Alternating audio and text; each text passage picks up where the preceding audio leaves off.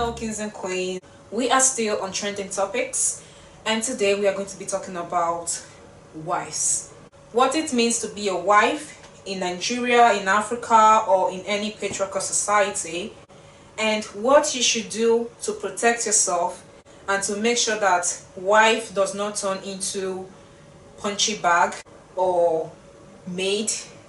First, I want to show you a video that trended this week of a woman who was asked to perform a very laborious task just to prove that she is wife material by her in-laws. Here is the video. I can't, Auntie. I can't. This is too much. The pot is too big. It's not going. My wrists are killing me now. I've been trying this thing. No. You guys are abusing me. I'm sick and tired of what you guys do. Every time you want me to do complicated things. The last time you wanted me to kill the chicken. Today it's pot, it's funeral, it's all those things. What am I supposed to do? No. My mama never used to make me do those things. We have this electrical pot. It's painful. This is stupid culture. I'm sick and tired of this stupid culture. Africa. What Africa? I don't want it again. I'm tired. I'm coming back. Please, I don't need the saddle. Just put the meat for me. I want the meat only. I don't need the saddle. You don't want to give me. I can't finish. I'll buy pizza. I can't do this. But this video was not what sparked the debate. It was a series of tweets by a man who I think is Kenyan on how you should not trust your wife because your wife is not your blood, she's a stranger, and blah blah blah.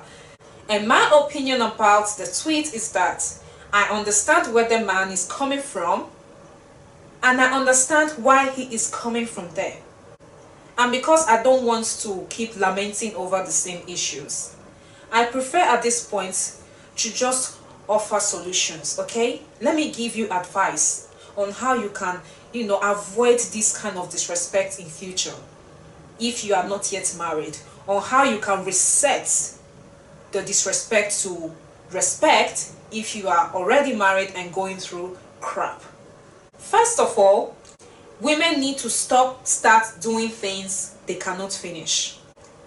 You are dating this man, and because you want to prove that you are wife material, every weekend you go to his house to cook, clean, and do his laundry for him. And when that is not enough, you start cooking, cleaning, and doing laundry for his family, his mother, his sisters, and his brothers. Tell me, how are they going to respect you? How?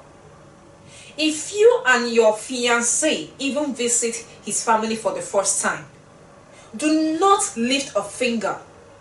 If they ask you to come and cook in the kitchen, tell them, no, I will not, because I am not here to prove myself. This is my first time of meeting you. You owe me the respect you should give to a guest that you are meeting for the first time. You should make sure that your house is clean before I come, and that food is ready before I come. And when I come, you serve me like you will serve a normal guest. Why would you expect someone that you've never met in this life to go into the kitchen and start making food for you? Why? And then the women that actually do it, what is wrong with you? Did you see the woman in the video?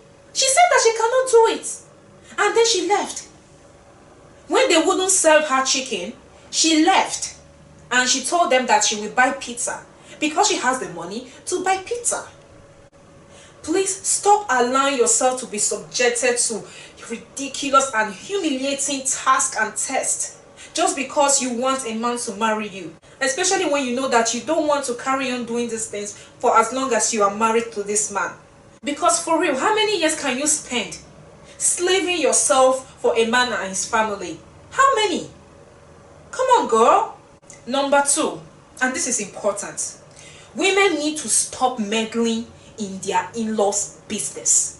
You are not a savior, okay?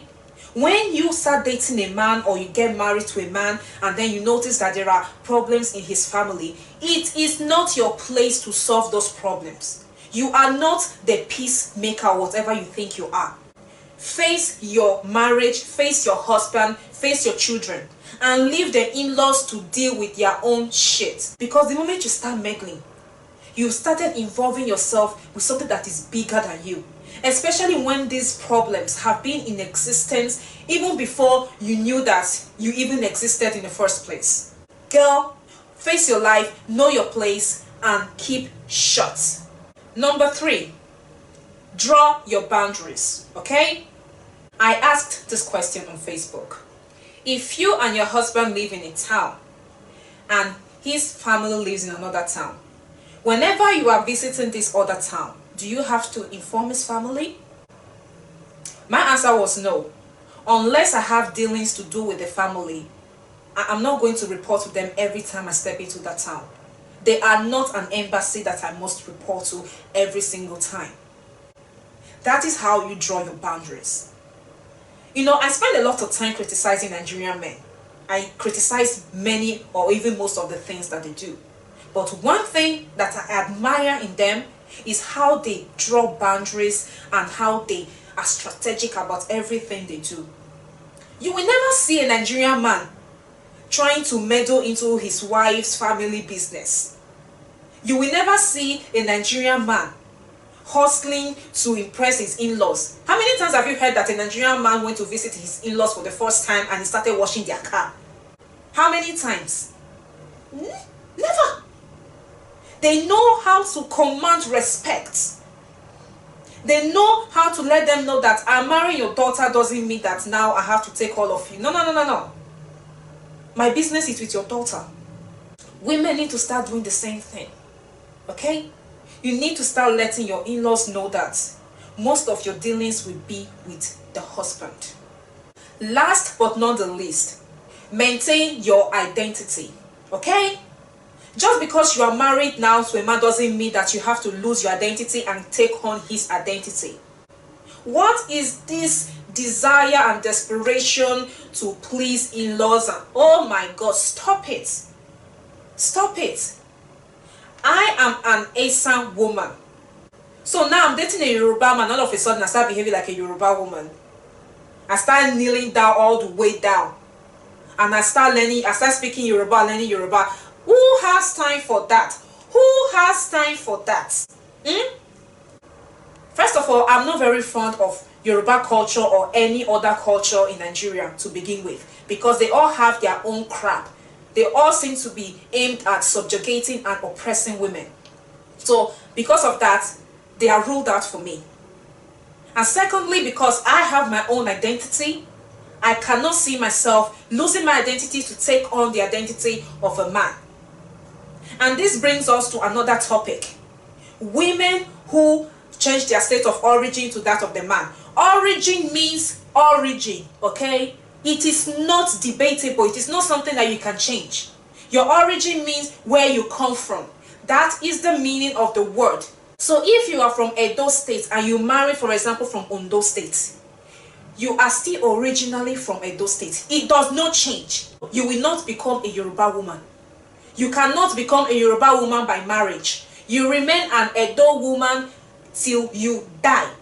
How many times have you seen a man saying that because now he is married to an Edo woman, he's no longer a Yoruba man? And please don't come here with that rubbish about how men are the head of the family. Please. Head of the family, he can be the head of the family, you know, he makes important decisions or whatever, the way you people want to organize yourselves. But when it comes to yourselves as individuals, stop losing yourself because you want to, you want to disappear inside the man. The only thing that should be disappearing in your marriage is the man's penis in your vagina. Anything else is meant to remain exactly where they are. Okay? Your state of origin remains, your ethnic background remains, and your name remains, because I have seen women who even change their names. Yes, I'm not even talking about surnames, so I'm talking about women who will drop their own ethnic name to start bearing a name of the ethnic group where the man comes from. Imagine the rubbish. So, my dear women and wives, think, be strategic and be clever. This is not about proving that you're a virtuous woman. This is not about proving that you're a good wife. This is about survival, and especially it's about the survival of your marriage. Because if you apply all these strategies, you will notice that most of the problems that you people face in your marriages will disappear. That is all for today, and that is all for this week. I will see you next time to talk about another trending issue. Okay.